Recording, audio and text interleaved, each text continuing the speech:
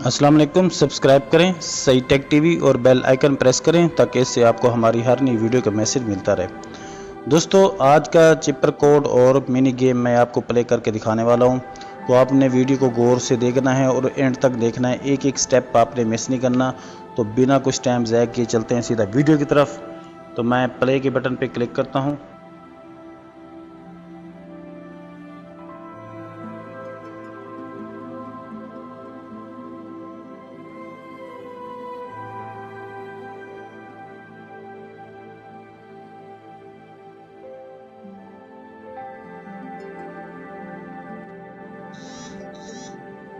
जी तो फ्रेंड, अब हम डेली चीपर कोड लगाते हैं। तो आपने ये जो आपको सामने स्क्रीन पर नज़र आ रहे हैं, आपने इस पर फोकस करना है और अपने गेम में ये चीज़ें टाइप करनी है।